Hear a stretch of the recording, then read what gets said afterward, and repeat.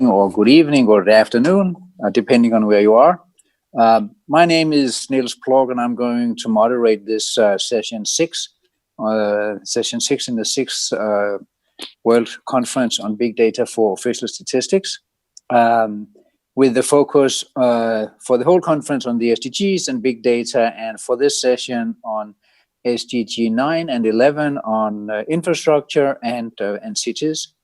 We have before us 5 presentations by Diana Thompson from Idea Maps, from Robert Ndruta from UN Habitat, from Neil Madau from South Africa, Robin Workman from TRL in the UK, and if you are having the printed program, it's not Gracia del Prado from the Philippines, it's Justin Bantang who will join us. The plan for the session is that we will take the 2 first presentations, which are kind of global in their approach, more global than the others. And then after the 2 first presentations, I will open up for questions and comments from the audience. And after that, we will continue with the 3 more like country-oriented presentations. The first and the last presentation will be a live presentation, and the 3 presentations in the middle will be recorded presentations. So we will start up with Dana Thompson from Idea Maps. Dana, the floor is yours.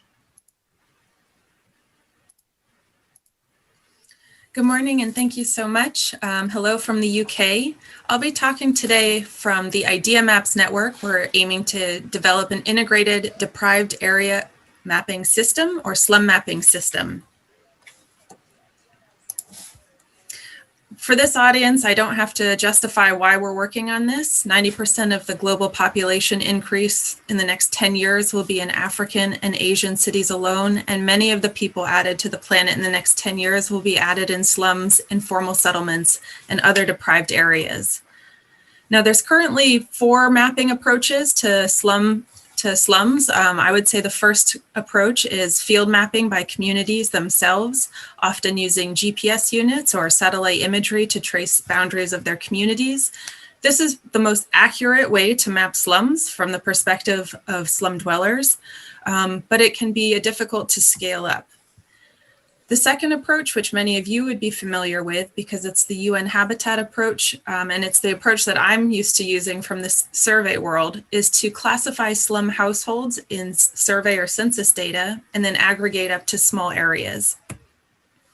A third approach that's often used, maybe at the city government level or in academia, is to look at satellite imagery and look for what looks like an informal settlement, or using information that you know from a field setting, and digitize the boundaries of slums over satellite imagery.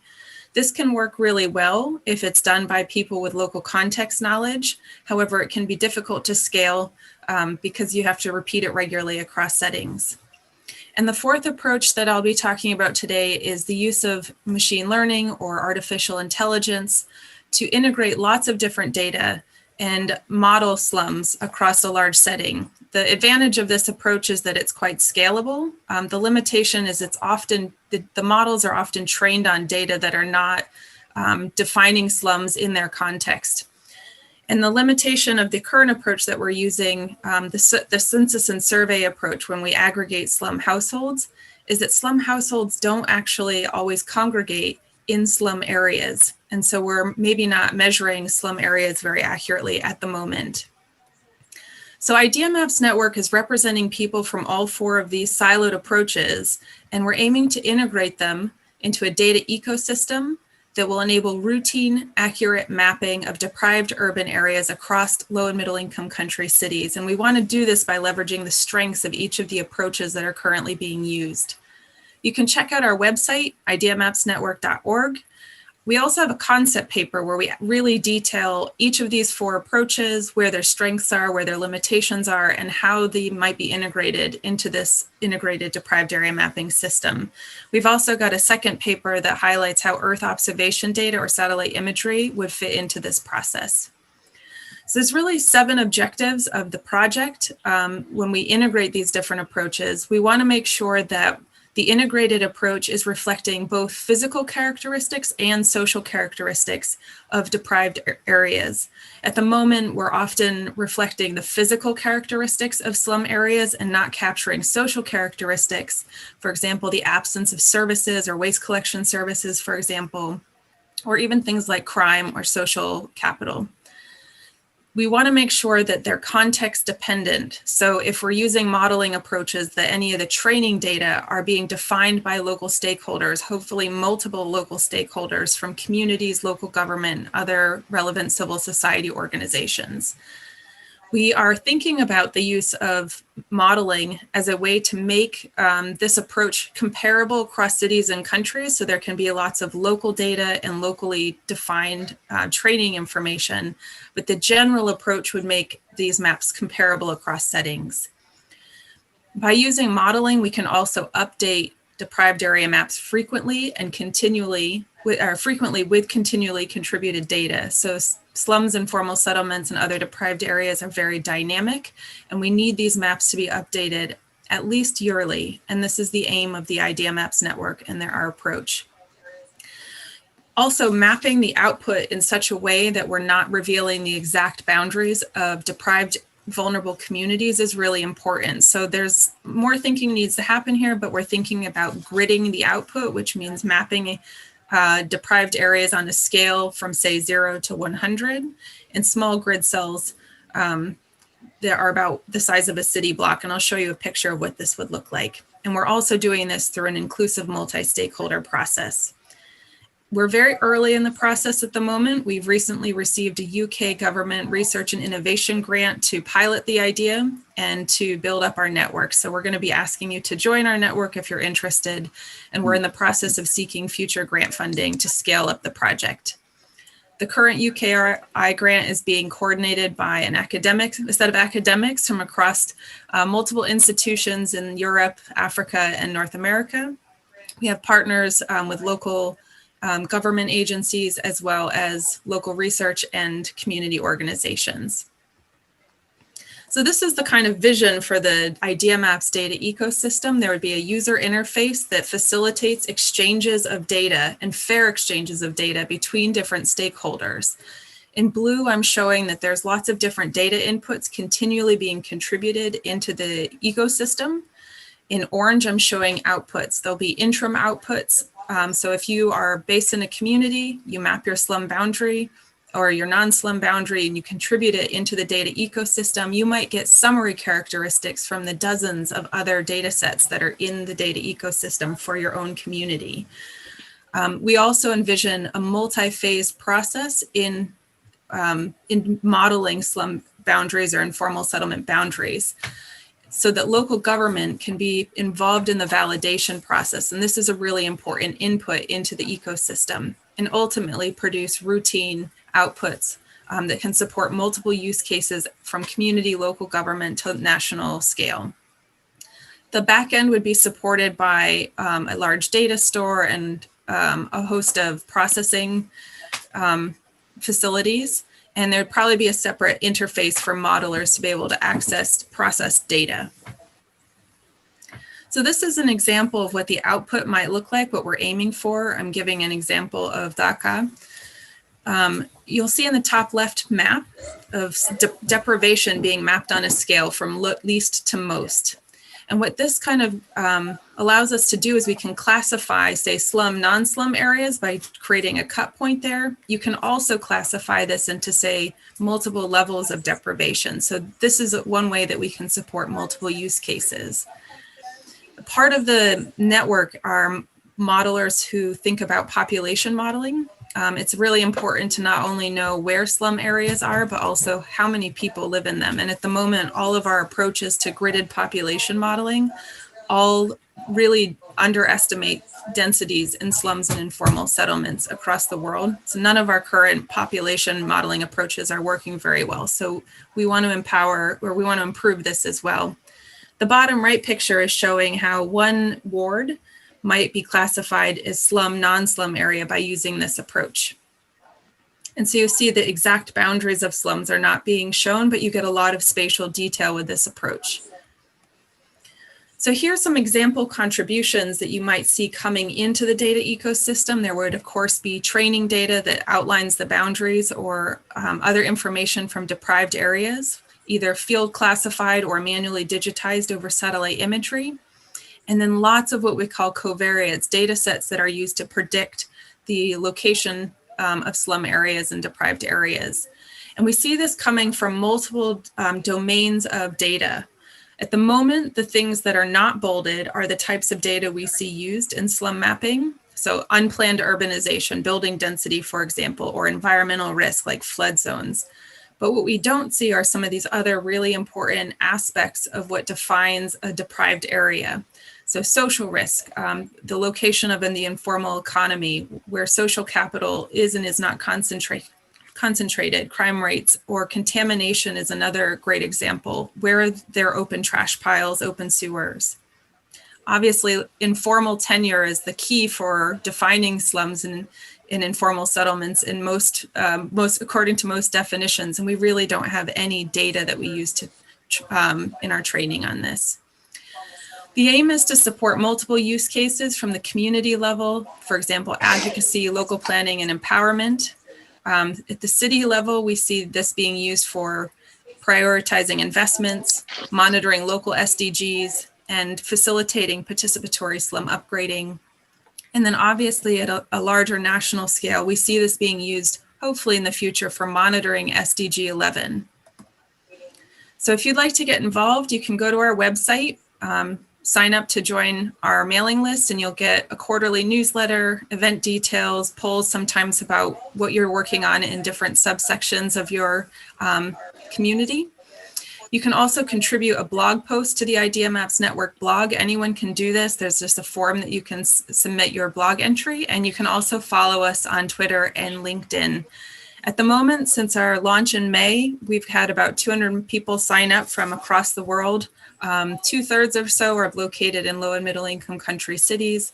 We're very academic heavy at the moment, so we definitely encourage community members, local government, and local civil society to join in on the network. Thank you so much. Thank you, Dana. Thank you very much. This is really very, very promising and interesting. The next presentation is by Robert Ndukba from UN Habitat, and that's a pre-recorded presentation, so just need to get that started.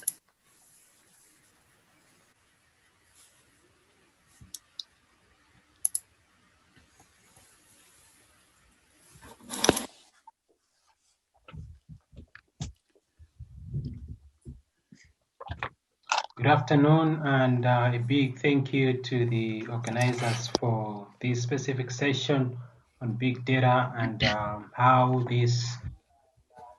To start off with, I just wanted to share a little bit of a glance of what UN Habitat mandates and the focus and how we interlocate with issues on data.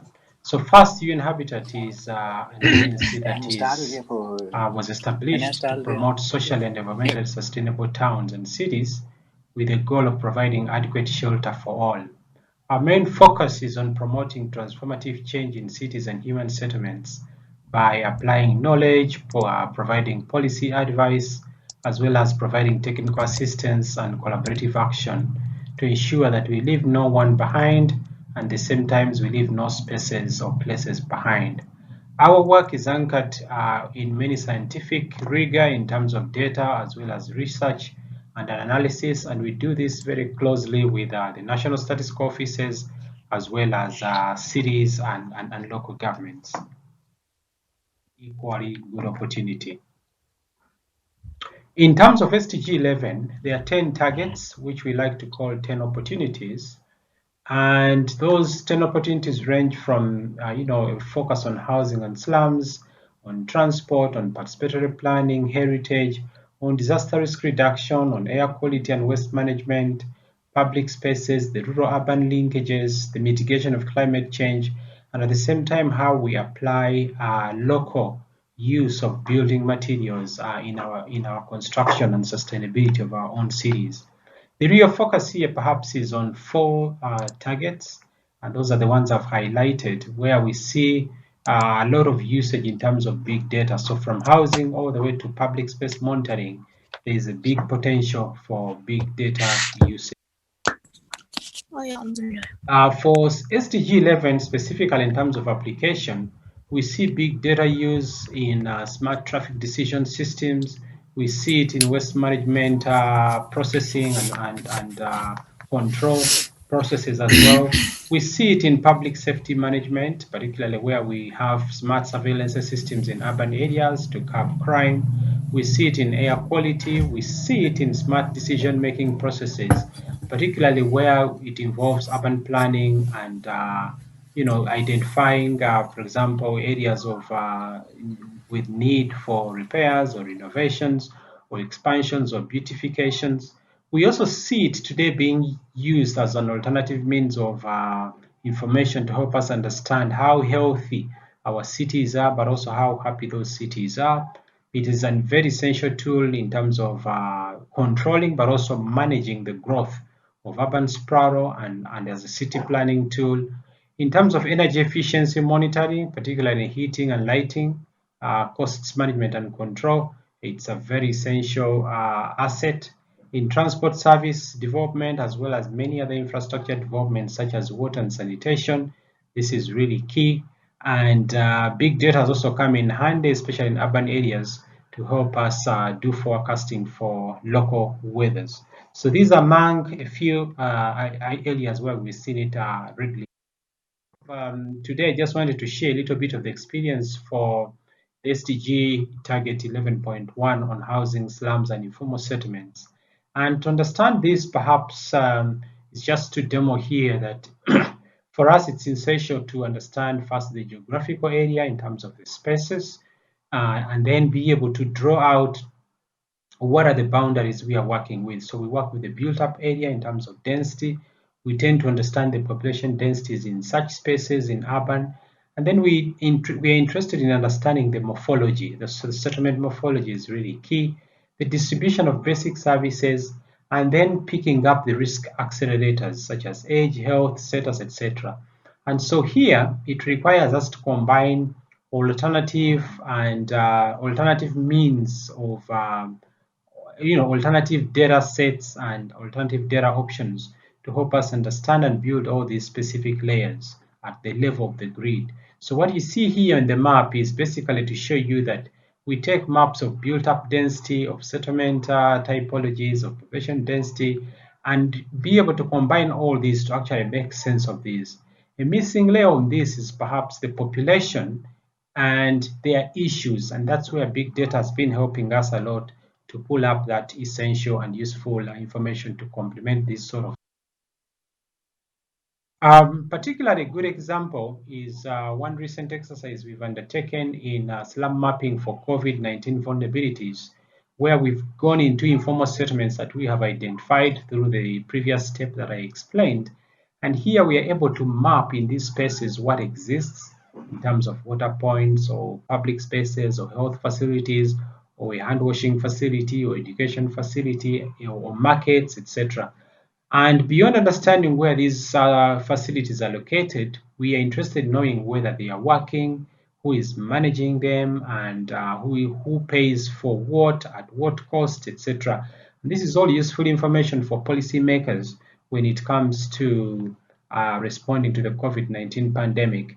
The essential bit here is that we're using all forms of data, but the last layer of information we are layering onto these is the big data sets. And you can see here we've mapped all these facilities that we've collected recently through crowdsourcing initiatives.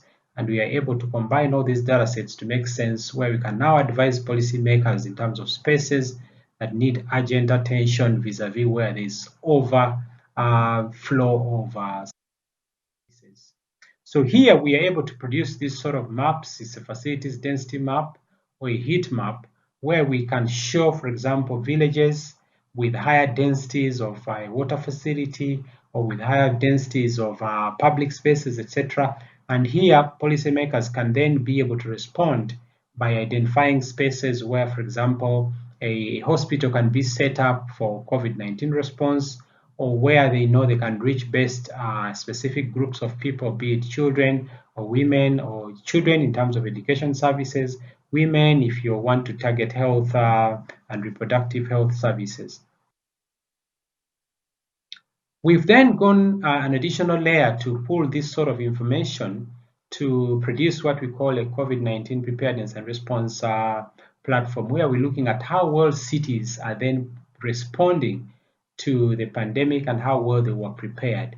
And here again, we're using a lot of big data, which we are pulling in through APIs to demonstrate, for example, how a city in terms of the spread response or treatment response or the economic response or supply chain response. So we are able to pull in all these various data sets and aggregate them in a way that makes sense for us, beyond just, I think, understanding the housing and the issues at the local level. At the global level, we are able to produce this big picture at the city level, as long as we have access to all these complementary big data.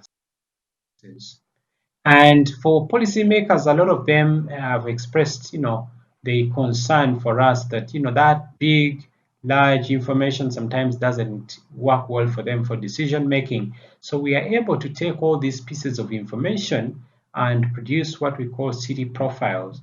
And a city profile is a snapshot that can tell a city manager, where are the places that are high risk, where are the places that have these sort of services or missing these sort of services, and they are able to quickly work with these simple profiles or city profiles to make decisions in terms of financing or in terms of accelerating where needs are most. So a couple of challenges that we have seen in all these efforts, and the first thing is that there's a big potential for using big data, but the key is actually to ensure that we work closely with the private sector, who oftentimes are actually collecting a lot more data in terms of big data, and that public-private partnership is really key, and if it can be sustained, that's really important. We've also seen the challenge that in many developing country cities, the reality is that operations are uncoordinated and data capture is still a heavy manual process. So automating some sort of processes to extract the important data and information, especially from cities, is still a key challenge. But what we see is that the scale up of technology and the pricing and regulation are also still a bit of a concern. And again, working together in these spaces, perhaps going forward, we do hope that the pricing can be lowered, and regulations sometimes initiated by governments themselves are not in favor of propelling the use of big data. And finally, the aspects of data aggregation, especially for cities or nations that have many cities. We've seen concerns of quality assurance, where we've also tried to work on alternatives, such as using a sample of cities to give alternatives to not collecting data everywhere, but collecting on a sample of cities in your country and allowing you to concentrate all your efforts on just a few cities, where big data then can be really invested in alongside all the other alternative data sets. So with those remarks, I will say thank you. Thank you so much, and back to you.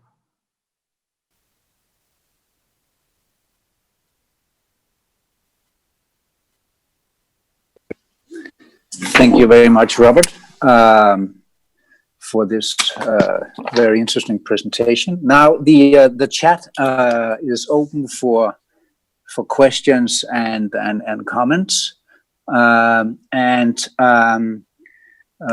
until we get some of those, I have a question both for Robert and for Dana. Dana, in your presentation, you underlined the need for stakeholders in the activities that you are engaging in, and one of the sentences that you had on one of your slides was something that you called a fair exchange of data, which made me curious. So maybe you could expand just a little bit on what you mean by a fair exchange of data. And for Robert, my question, I think the point about the city profiles is extremely interesting.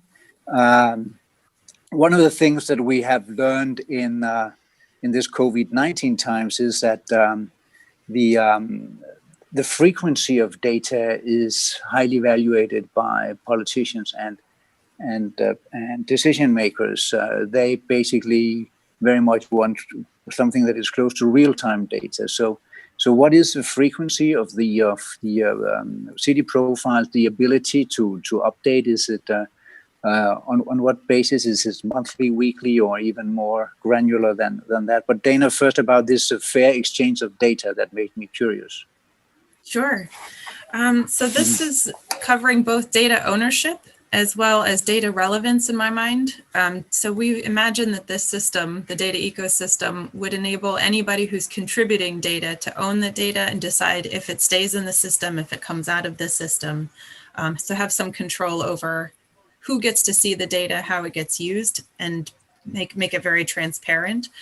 But the exchange of data part is that you receive something relevant, very useful to yourself as any kind of stakeholder who's contributing data. So we imagine that community members, and we're in the process of a number of engagements in 3 countries, in 3 cities in Lagos, Accra, and Nairobi. And this will continue to be kind of evaluated as the project scales to other cities. But asking stakeholders, what data do they actually need and at what scale? And so if you're a community member and you're looking, you contribute a boundary of your slum area, you might receive lots of summary statistics and information in simple graphical format that you wouldn't normally have access to. Some of the data would be openly accessible, like flood zones or temperature, max temperature or something like this, but you wouldn't normally have access to it because of how it's formatted and the skills required to process it. But you would receive something out of the system that's highly relevant for your use cases when you contribute data. For local government, this might look like more being involved in the process, in national government as well. It's absurd to think that these current kind of big projects that are working toward integrating data are often think of engagement as an afterthought or at the very end of the process. And we really want to see that move forward to the conceptualization point, as well as the validation of the process. So there's an understanding by all of the key stakeholders. What exactly are we doing? How are we integrating this data and who gets to validate it? And there needs to be some official bodies involved in that process. If they're going to be able to adapt it as official information, if they're going to be reporting it as official statistics. So we hope that process will involve local government. Does that answer your question? It does. Thank you very much. And Robert, what about the frequency of the data for the city profiles? Thanks, Neil, for that wonderful question. It's indeed true that when we first engaged in this opportunity to collect volumes of data, particularly to support for COVID, we immediately faced that situation that many policymakers actually didn't understand the data. They were more interested in the messaging that comes from that data, and hence the idea of developing those city profiles, so that information is actually processed for what is good for them for consumption. And ultimately, they are interested in very much high frequency data, so almost close to real-time data sets. And so what we have done is to develop platforms where the live streaming of that data that is collected from many sources can actually be provided. And from a few cities that have the capacity to interpret that sort of data, they are able to access that sort of real-time data in close to real-time live or whatever. So that's the one opportunity. But for high-level policymakers who are not IT high quality users, they tend to be interested in something that can be printed out and taken to a boardroom so that they can interpret what comes out. So we are providing these 2 options simultaneously, and that has worked so far quite well. Over to you. Thank you very much, Robert. Very interesting. As far as I can see on the chat, there is no further questions or comments. So I think we will move on to the next presentation by Neil Mudee from South Africa. That's also a pre-recorded presentation. So that will come up in a few seconds.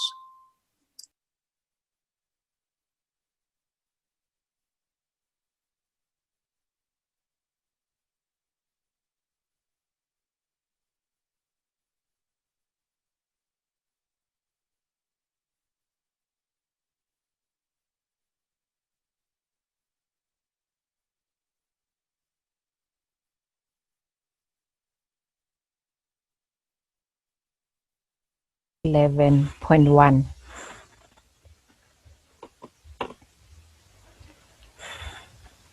The South African National Space Agency has been acquiring high-resolution images over the whole country from 2006 to 2017.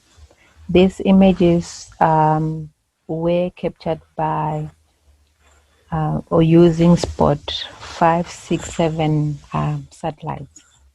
This information or the images provide base data that we require to assess informal settlements and also to map progress made towards upgrading the informal settlements in terms of provision of the top structure as other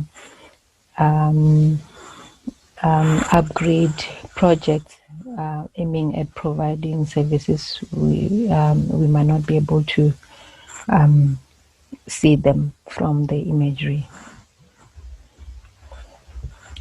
The study focused on 3 metropolitan cities, which are Tshwane, Johannesburg, and Ekurhuleni, all located in Gauteng province. We assessed developments or informal settlement developments or growth patterns from 2006, 2011 to 2016.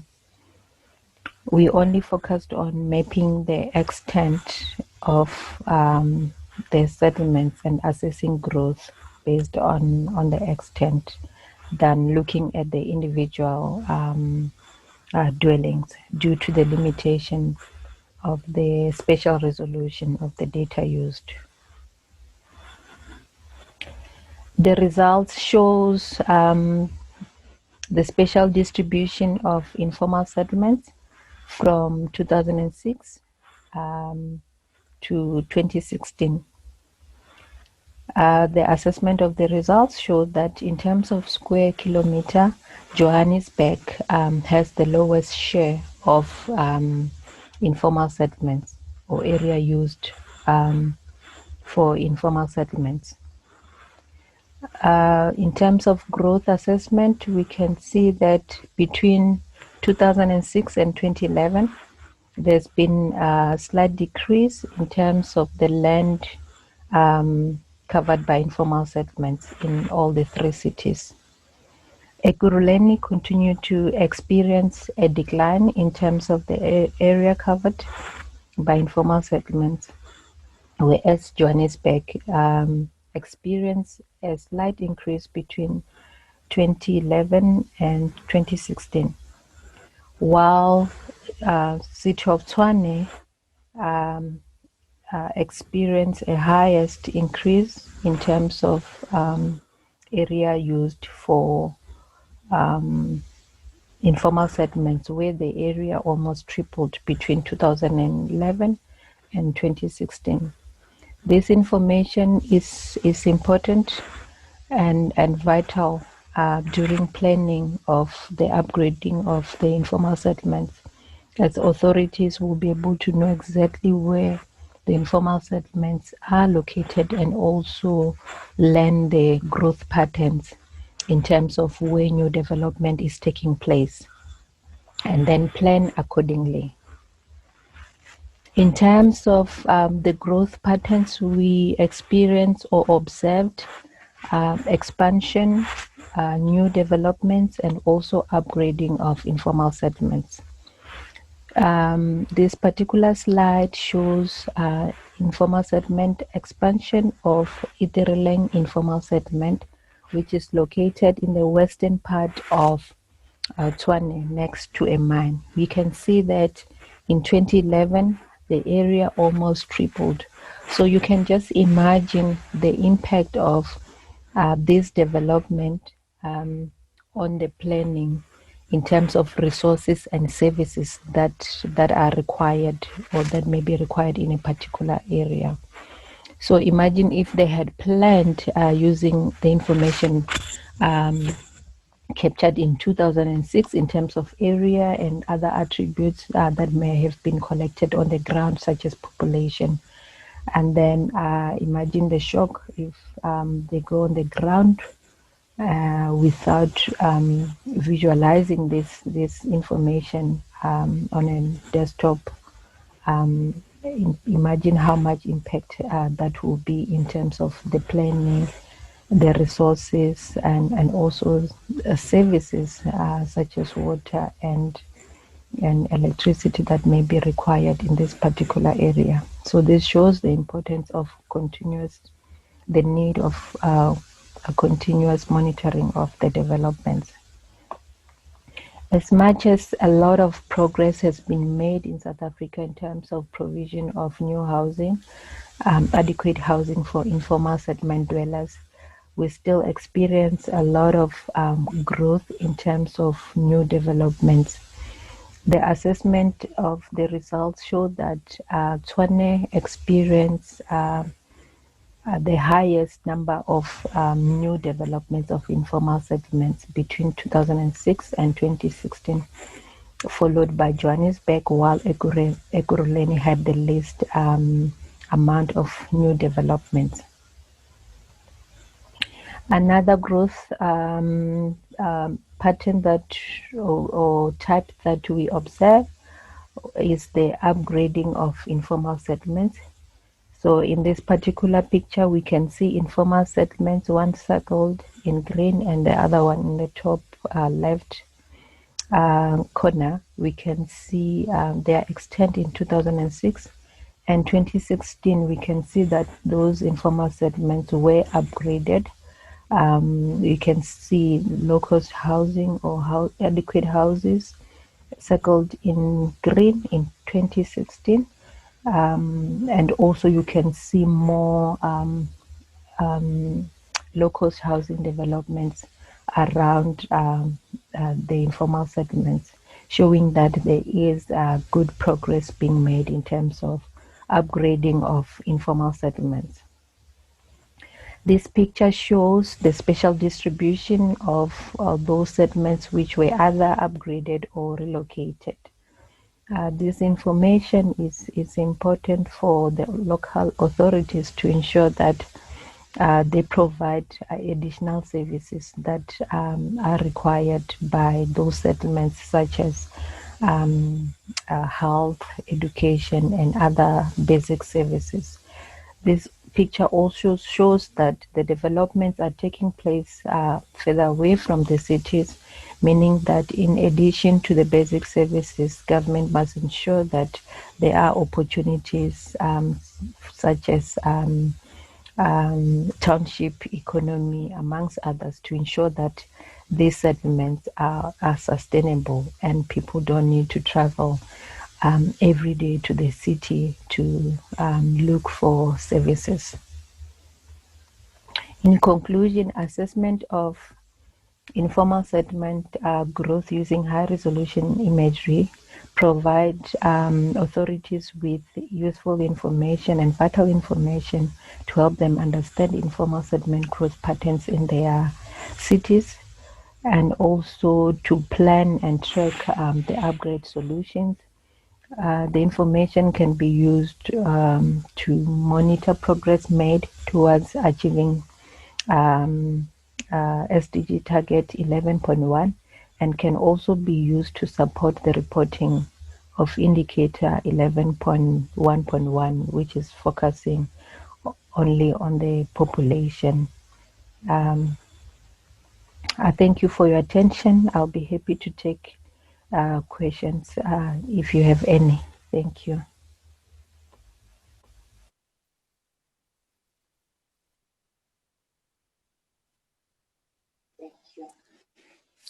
Thank you very much, Neil. This is really interesting and good progress that you have made in measuring the development of these areas around the big cities. The next presentation will be Robin Workman. And that's a pre-recorded session too. So we'll just wait for that. And that's a pre-recorded session too. So we'll just wait for that. And that's a pre-recorded session. Hello, my name's Robin Workman. I'm going to present a brief overview of the Rural Access Index, or SDG Indicator 9.1.1, and the recent project to produce a more accurate, repeatable and sustainable way to measure REI. This project was funded by UKAID through the RECAP programme and was undertaken with the custodian World Bank. I'll start with the background and then look at the REI measurement tool, which is due to be established on the UN Global Platform. So, REI is defined as a proportion of the rural population who live within 2 kilometres of an all-season road. The diagram shows how REI is measured. The road in dark grey is an all-season road, and the light grey band around it shows a 2 kilometre buffer from that road. The road in orange is not an all-season road. The yellow circle represents an urban area. This is discounted as we're only looking at the rural population. 6 households outside the yellow area represent the total rural population, but only the 2 households coloured in red are within 2 kilometres of the all-season road. So since REI is a proportional measure, 2 out of 6 are within 2 kilometres, which would be an REI of 33%. REI is an indicator of rural accessibility, knowing that poverty is often higher in countries with low rural access. It was first measured in 2006 by the World Bank through LSMS household surveys, but there was no specific question that asked how far do you live from an all-season road. So they interpreted other answers to estimate the REI, like time taken to walk to the nearest bus stop or transport service. This was clearly not 100% accurate. The World Bank then developed a geospatial methodology for REI in 2016 and trialled it in 8 countries, as shown here. However, the results are very inconsistent with 2006. With no obvious reason for the variations. This led to the current project, where supplemental guidelines were produced to refine the 2016 methodology and show how to measure REI. They also emphasise how NSOs and other agencies should coordinate an REI and define a quality assurance process and how to record and store metadata. REI was adopted as SDG 9.1.1 in 2016, using the geospatial methodology. And there are 3 partners, UNECE, UNEP and the Asian Development Bank, with others interested to join. At present, REI is a Tier 2 indicator and is working towards Tier 1. Our survey identified at least 34 countries that have measured the REI since 2016, and we produced a roadmap towards achieving Tier 1 status. This graph shows estimated REI from open source data, based on geographical regions. We recommend presenting absolute numbers of REI. So if we say, for example, 421 million people in Africa do not have access to an all-season road, it's a much more powerful statement than Africa has an REI of 54%. So the 3 data layers needed for REI are rural population, road network, and the all-season status of the roads. And REI is calculated through overlaying these in a GIS. This can be done in QGIS, which is an open source software. It's a relatively simple process so long as the data is good, and perhaps a few days for an experienced GIS expert. For population, there's an open source platform called WorldPop, which aggregates national census data to produce 100 by 100 metre squares of population data, which can be downloaded. But it's important the NSO should check and endorse that data. If there's discrepancies, WorldPop can rerun its population models quite quickly to ensure that data match those of the NSO. The definition of rural areas is also important. There's no globally agreed definition of rural, so the UN advises that each country should design its own boundaries. But if boundaries aren't available, the GRUNT database should be used. The DEG-Urban methodology has recently been developed. We don't know yet the effect this will have on REI measurement, but boundaries should be consistent across all indicators within a country. There's often more than one agency responsible for road information in a country. National road agencies tend to have good mapping, but rural road agencies perhaps less so. There's also often a less well-defined unclassified network, which nevertheless provides access. You can see this example from Malawi, where it's difficult to distinguish between the different levels. The preferred source of road network data is the government, but the best alternative available source is OpenStreetMap. As well as the network location, we need to know the all-season status of roads. The 2016 methodology used IRI, or visual condition, to define all-season status, but this can be inaccurate or often out of date. We don't want to add a burden to collect condition data purely for RAI. So the concept of accessibility factors was developed, which estimates all-season status based on surface type, climate and terrain. I'm now going to show a quick demonstration of the RAI measurement tool, which is due to be available on the UN Global Platform very soon. This is the RAI measurement tool developed by Xavier as part of the RAI project. This can be accessed via any web browser at the address shown here, rai.xavier.com. You'll then be presented with this visualization of the home page of the tool. This shows a map of the world, color-coded according to RAI, with values, high values in dark blue and lower values of RAI in light blue. The RAI figures shown have been auto-generated using 3 open data sets mentioned earlier: WorldPop for population, OpenStreetMap for road networks, and the Grunt database for rural-urban boundaries. You can navigate the map as you might expect, pan and drag as you hover the mouse over each individual country. The RAI score will pop up, as you can see. You can also zoom into countries using the plus and minus sign or the mouse wheel or just double clicking. You can move around by panning. So I'll zoom into Uganda and we'll have a closer look to get a more detailed view. Now if I get the right level of detail, you'll be able to see here that the all-season road network is shown as white lines, and around this network you can see a black buffer zone, which is effectively the 2 kilometre distance related to the RAI definition. So by that definition, any population that lives within this buffer zone is served by the all-season network, but the population that lives outside that zone is not served. In the bottom right hand corner you can see the colour coding for population density determined by WorldPop. So the areas of darker orange denote our areas of higher population, whereas the areas with very light orange, see here, are areas with very low population. If you zoom around the country you can see quite clearly the areas that have high population density are not served by the all-season network, and areas with high population density that are. This functionality can also be very useful in local planning of roads to identify areas that are underserved by the network. So you can see here some dark orange areas that don't have all-season access. If you zoom in even more, you can see that more roads will appear, but these are not classed as all-season roads and as such don't provide all-season access.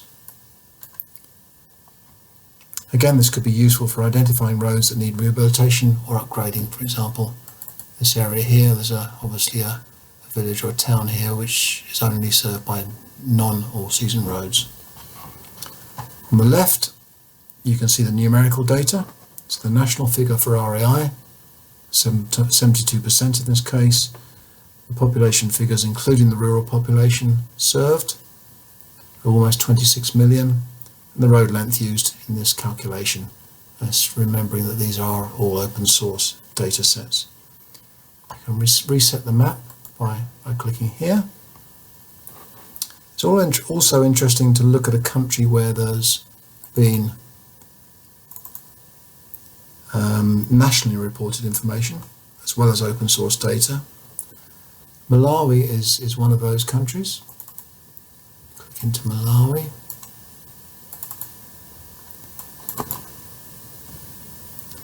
This was a pilot country in the RAI project, and TRL calculated REI for Malawi using the supplemental guidelines mentioned earlier. You can see here that there's a slider, and this allows you to compare visually the outcomes using the two different methodologies. Zoom in a bit more. So the in-country data is on the right-hand side, and the open source data is on the left. You can also compare the outcomes in terms of raw numbers on the left, and it's interesting to note that there was only 1% difference between the nationally reported data and the open source data. So in conclusion, this tool is freely available, it's open source, it's easy to access in any web browser, and it's a very powerful way to visualize access to an all-season road network. We'd encourage everyone to take a look at the tool and provide feedback to the custodian or to the UN Global Platform, where it will eventually be hosted.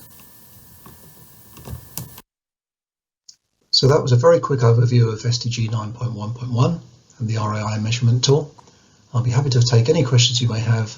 Thanks very much. That was a very quick overview of SDG 9.1.1 and the RAI measurement tool.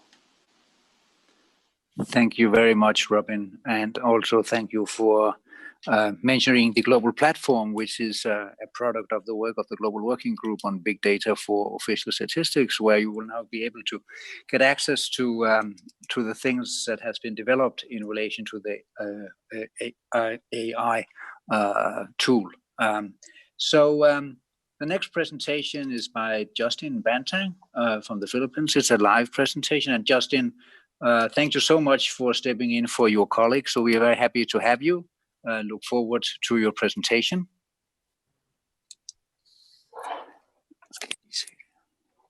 Good day to everyone. So I'll be presenting the our research relating rural access index and poverty in the Philippines.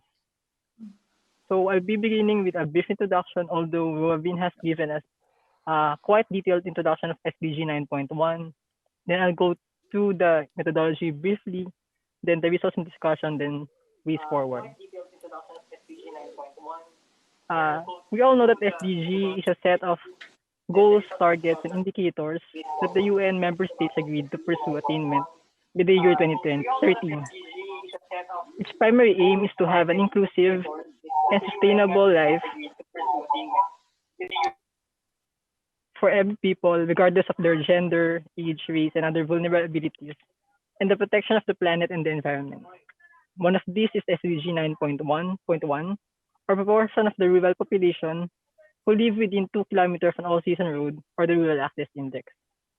I will not be defining all-season road because it was defined earlier, and 2-kilometer distance is the set norm of connectivity to the all-season road.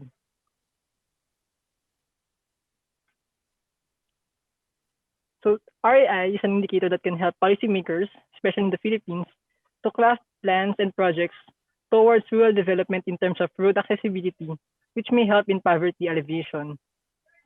So this presentation aims to provide the following: the Rural Access Index for the Philippines at the regional and the provincial level, and the comparison of RAI with the poverty statistics of the Philippines.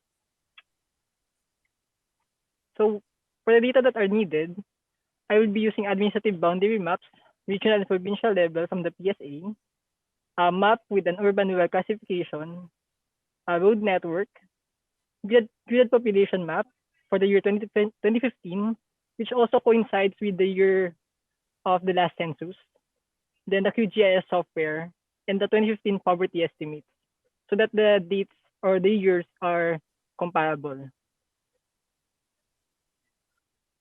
So for the methodology, the brief methodology is divided into 3 parts. The first part involves the estimation of the rural population at the desired level. This involves the identification of the rural areas in the Philippines. For this research, the urban and rural classification is at the lowest level of administration, which is known as the barangay. Then the gridded population from the World Pop is then overlaid to the identified rural areas to have an estimate of the gridded population. Next, the second part is to identify the rural population living within the 2-kilometer radius from an all-season road. The first step here is to identify which of these roads are all season. So for the research, we have used the national, provincial, and city municipal roads, assuming that these roads have the specifications which can be considered as all season. The resulting filtered road network is then buffered to produce the 2-kilometer radius needed for the REI. Then the result of part 1 is then overlaid to the buffered filtered road network to produce the rural population living within 2 kilometers. And for the last part, the result of part 2 is then divided to the result of part 1 to produce the REI. So for the comparison of the REI and poverty statistics, we will now compute the correlation coefficient between the two on the regional and the provincial level. So here are the results of the research. So for the REI, the region with the highest REI is region 1, which is found in the upper part, followed by region 3. Just below region 1 is region 3. Here is region 3, and here is region 1. For the lowest REI, it's found in the Cordillera Administrative Region, followed by the Autonomous Region in Muslim Mindanao. Looking at the distribution of the REI from the map, most of the province has an REI ranging from between 60% to 80%. For the provincial level estimates, the 5 provinces with the highest REI are the following: Batanes, Marinduque, Ilocos Norte, Cavite, and Southern Leyte. For the lowest REI among the provinces, we have Basilan, the city of Isabela, Mountain Province, Benguet, and Ifugao.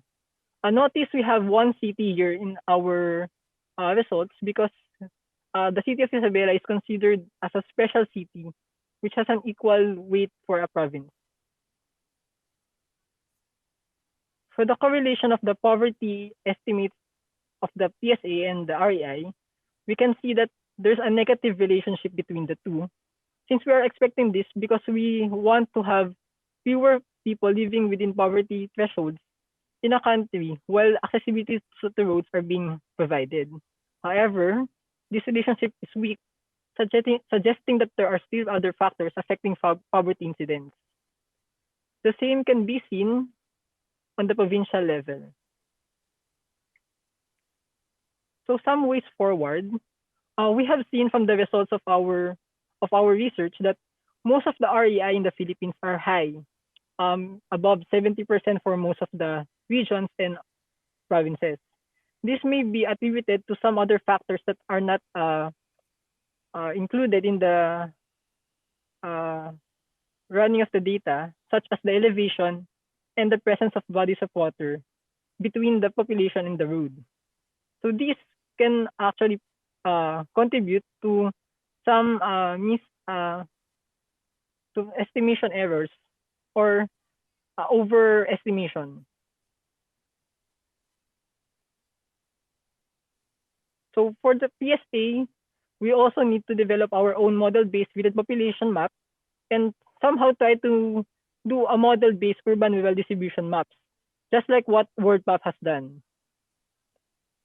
And for the policymakers, they should not only fully rely on developing road networks for rural areas to alleviate poverty. Other aspects of the people's lives should be looked into, such as employment, education, and health. They may need to ask themselves some of these questions, such as, do we need to develop more roads to reach rural areas?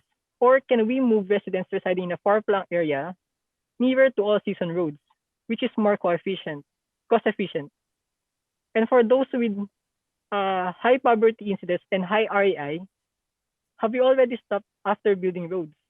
So have we not provided other support to the people to alleviate poverty? Thank you. That's all. Alleviate poverty.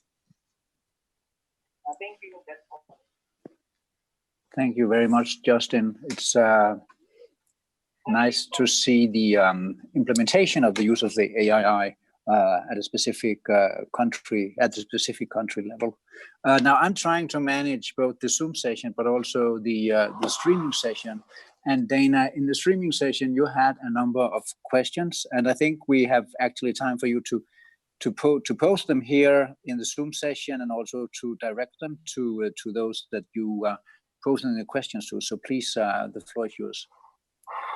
Oh, cheers. Thank you, everyone. And those presentations were fabulous. I had a question for the first presentation about slum clearance versus slum upgrading. Just wondering if you could talk about how you distinguish that in the methodology that you use to look at slum expansion. And the other was just sorry, I'm getting some feedback, I think, from Niels.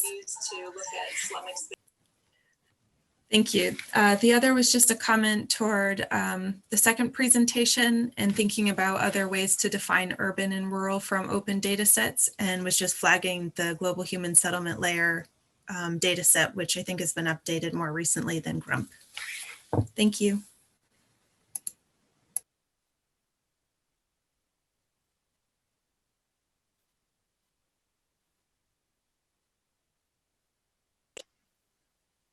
Okay, so the first question was for Neil on the definitions. Could you address that? Okay, so the first question was for Neil on the definitions. Could you address that? Okay, so the first question was for Neil on the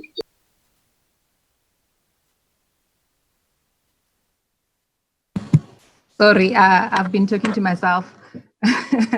The question is on how we differentiate expansion from upgrading. That's an interesting question. And so the work that we are doing, we are collaborating with the National Department of Human Settlements.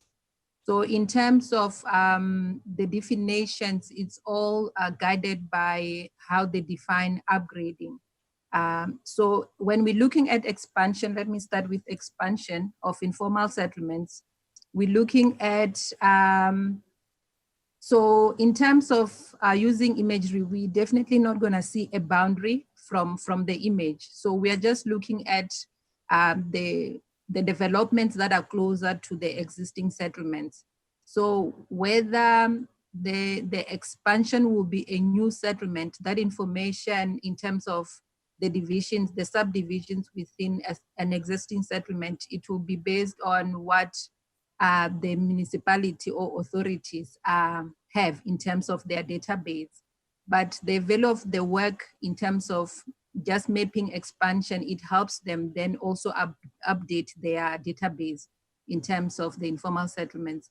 Yeah, but from the imagery, we won't be able to see how many settlements are there. We can only see the extent in terms of area. Upgrading in South Africa, in terms of looking at upgrading informal settlements, we look at provision of top structures or a provision of basic services. So definitely from imagery, we will not be able to see the provision of services such as water and sanitation. We can only monitor upgrading in terms of provision of top structures, since it's what we are able to see from the space. But what is also interesting in terms of the work is that they are also using the information that we are providing and imagery to also audit in terms of the resources that are spent, because without the aerial view, contractors sometimes can go and say they did a particular work, and yeah, only a few years later when they go audit, they find that it's not there. So with the imagery, then they can audit or monitor progress regularly. And I think that's something that they are now valuing, because the department can also use this to also support reporting, where they will show evidence in terms of where the money was spent. I hope I responded to the questions. Yeah, but I think what is important is what you also alluded to have the local knowledge, the local authorities to be part of the projects that you are working on. And we are, I think, doing well in that regard.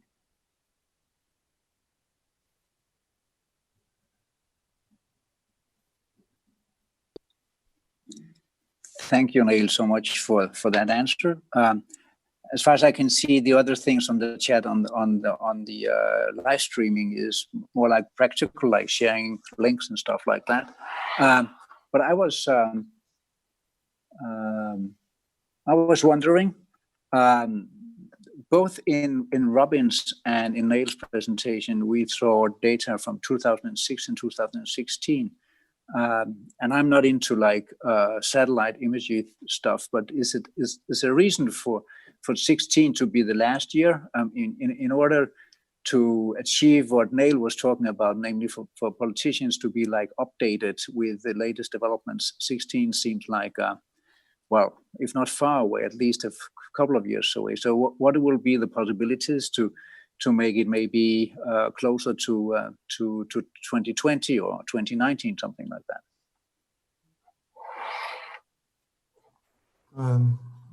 Okay, well, I think the significance of 2016 in my presentation with the REI was when REI became an SDG indicator. So there was the data was actually revisited because the methodology changed to a geospatial methodology away from household surveys. So I think that's 16 now. We've done a lot of investigation into REI, and we found that there's several countries are measuring it independently between 2016 and now. So I think there's quite a few countries now. The supplemental guidelines we produced have changed. Well, they've refined the methodology somewhat, although it still is the 2016 methodology. So that's now been sort of updated as of 2020. So I think that's really the significance of 2016. But we're hoping now that a lot more countries will measure REI with this increase. Just to comment as well on Dana's question about the rural-urban boundaries. So we did look at various data sets when we were doing this project. The UN actually, I think it's been a bit of an issue for UN, which is why they recommend that you use country-defined rural-urban boundaries in most cases. We recognise, that the grant database is, I think, 1995. It's supposed to be updated soon, but the methodology from 2016 does specify the grant database, and all of the data collected in 2016 was on that basis, which is why we call that as a default, so you can sort of directly compare. But I think there's potential for the DEGOBA, UN DEGOBA rural-urban boundaries to be used. I'm not sure what status it's at and what effect that'll have on the REI. Probably not a massive effect, but we'll have to see with that one. But I think it's a bit of an open question. So bearing in mind that that's the open source data is recommending the grant database, but if you want the most accurate, then you have to go by country boundaries at the present time.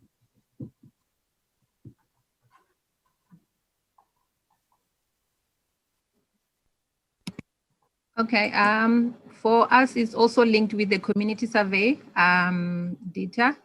So the idea is that we compare the informal settlement extent with the population estimates. So that's why we compared 2006, 2011, and 2016. But also it's based on the availability of high resolution data, which we captured only up to 2017 at a national scale. But otherwise, we continue monitoring informal settlements developments using very high resolution imagery and also Sentinel, just to make sure that we have up-to-date information. So we are actually working with the department to create a national database of informal settlements. As you may be aware, now during the pandemic, it's more important than ever to have this kind of information in terms of where the informal settlements are, so that the government can provide the required services in terms of ensuring social distancing and also provision of water. So I think this particular one, it's only talking to, we only selected those dates so that we can also compare with the population estimates.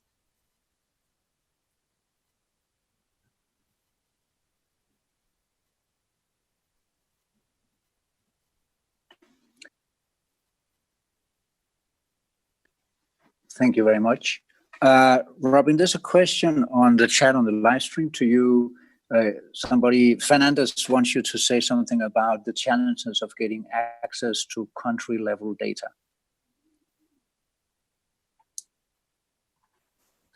Okay, yeah, so that's a very good question, actually. We did all countries. So in Malawi, as you saw on the demonstration, Ghana in Africa, and then Nepal and Myanmar in Asia. That was probably our biggest challenge, was to actually get reliable in-country data. Because we use World Pop, the population data was fairly standard, but we did have to check with the NSO that they accepted the World Pop figures. In some cases, they did vary a bit, and World Pop were actually able to update their data to exactly match the NSO census figures in most cases, which was useful, and then they can be accepted and endorsed by the country. In terms of the road network, it was quite challenging in some of the the lower income countries. Certainly, road mapping was incomplete, and in some cases inaccurate. Some roads were duplicated, some were missing, and then most of the roads authorities recognised that there were issues with data, but they just didn't have the resources to update them. When actually having a good road mapping information source is really key to a lot of indicators in the country, and really useful for local planning. So that was an issue, and then probably the biggest issue was the all-season status of roads and defining that. So when we looked at the 2016 methodology, it used the roughness index as a sort of a proxy for all-season status. But generally, a lot of low to middle income countries don't collect regular and up-to-date information on the condition of their rural networks, because they just don't have the resources to do that. So you often find the data is either not there or it's out of date. So, and that's why we developed these, what we call accessibility factors, to actually estimate the proportion of roads that are all season. So that looks at basically the risk of a road not being all season. So it's the climate, the terrain, and the surface type of the road. So obviously, earth and gravel roads are much more vulnerable and more likely to be not all season than paved roads. So that certainly was very challenging. There are also some data protection issues with countries. So some countries were less willing to share their road network data. And in some instances, we had some issues getting up-to-date census data when it was from projections. So there certainly are issues there, and I think that's one of probably the biggest challenges for countries to measure their own REI data. So we managed to do it in 4 countries, but it was quite challenging. I'm not sure without our support we could have got it done in the same sort of time. So yeah, that's a good question. There are certainly challenges around local data collection for REI.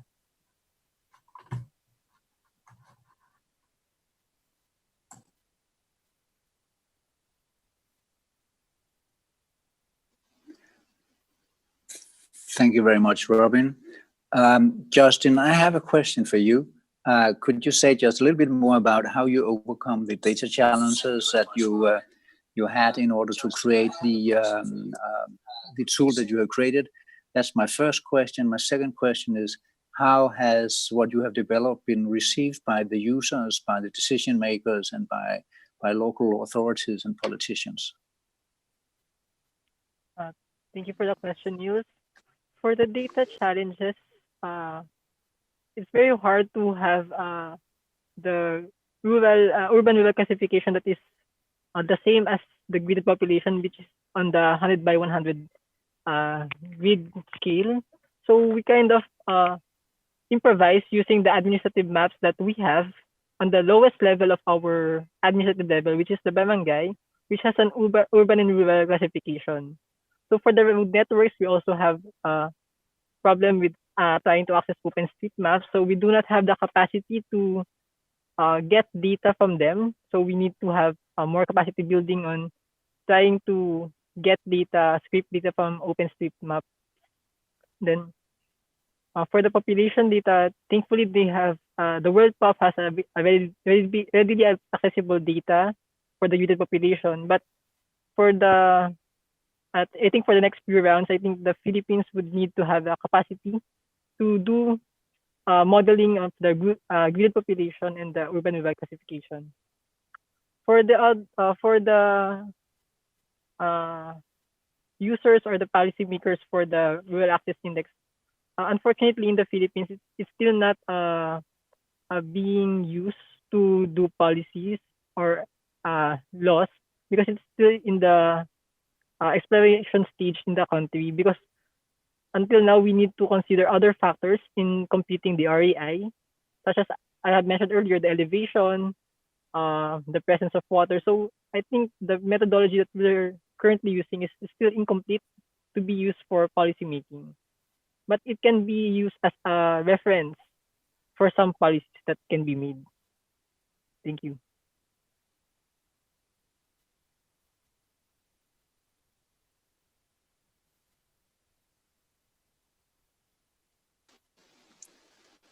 Thank you so much, Justin.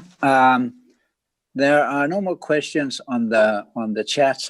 We have time for one or two more questions or comments if there's anybody who wants to do that. Niels, perhaps I can make a couple of comments. So Justin mentioned that the presence of water and elevation, etc., may affect REI. When we were exploring this, we found that one or two countries had actually looked at walking time rather than distance to measure REI, and that becomes much more relevant for mountainous countries. For example, in Nepal, they've done some work in the early 2000s about the proximity of roads to settlements, etc., based around walking time. And this was actually mentioned in the original World Bank study in 2006. They considered using walking time. And obviously, you know, in Nepal, you've got lots of rivers, so you have to sort of work out where the river crossings are, and it actually puts quite a lot of bigger burden on countries to actually measure REI, and we don't know really what difference it would make. In a mountainous country like Nepal, probably a lot. In most countries, probably a little difference. And also water bodies. So that is certainly something that needs considering, but I think it's something that is need a lot more effort to try and make it simple and easy to calculate. So we don't want to put countries off measuring REI. So if we can find a way around to do that efficiently with a few resources, that would be really good. I'm really glad to see the way that the Philippines is comparing REI to other indicators, because one of our recommendations is that REI shouldn't be used standalone, because just the value of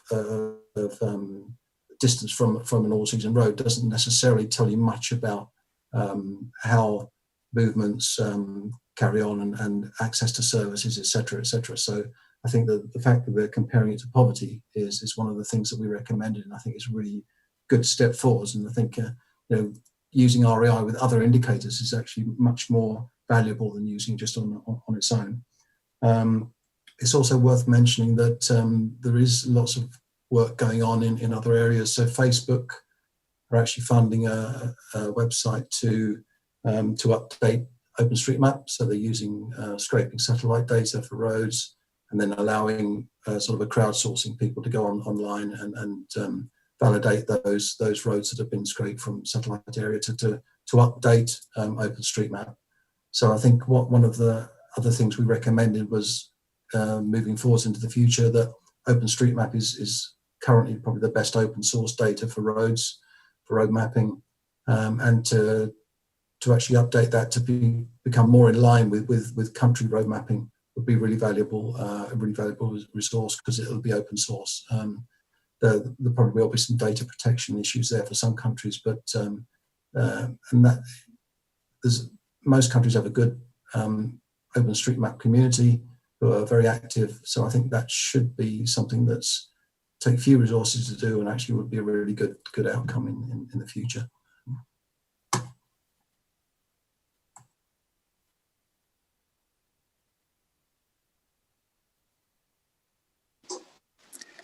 Thank you so much, Robin.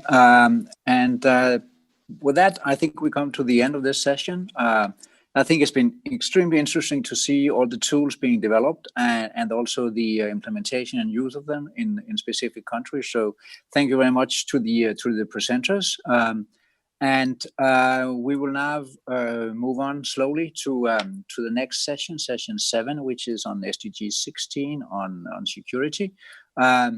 And before we do that, the organizers just need a 10-minute technical break. So session 7 will commute in 10 minutes from now. So thank you very much, wherever you are in the world, and thank you for joining and contributing to the conference organized by the Global Working Group. We are very happy that you have taken the time, and hopefully we will see each other somewhere, maybe even physically sometime in the future. Yeah. Bye-bye.